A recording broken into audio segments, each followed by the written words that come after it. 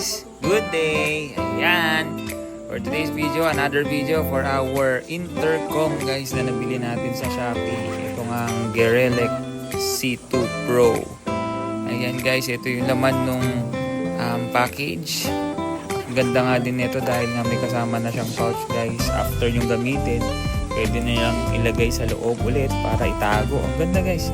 Ito yung device mukha naman siyang premium, elegant din tignan.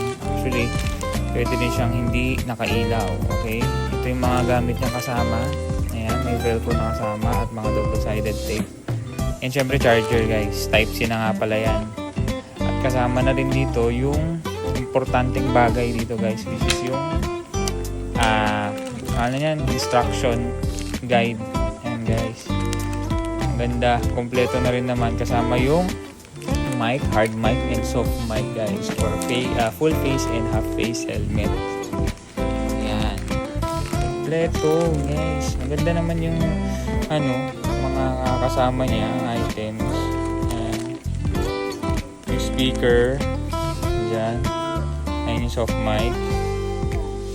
Ayan guys. Yun. Ayan yung buong laman niya.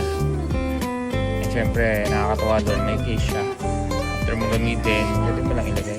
Kakabit ko na nga to sa ating LS2 helmet, guys. Ayan. Muna dyan, siyempre, tatanggalin mo muna yung foam left and right sa may part ng ears. Ayan, tanggal ko na. Good thing dito sa helmet natin, meron na siyang nakalagay na lalagyan ng speakers. Ayan, ng velcro. Actually, pwede mo na rin lagyan. Ito yung itsura nyo guys. Pinalibot ko na lang dyan yung wire sa likod. Ayan. Nakabit na speaker. Saka yung mic. Ayan nga. Kinabit ko na, binalik ko na yung mga foam. At yung itsura niya pag nakakabit na yung device. Ito na. Pinipair ko na dun sa kabilang helmet. Sa kabilang device. Yun.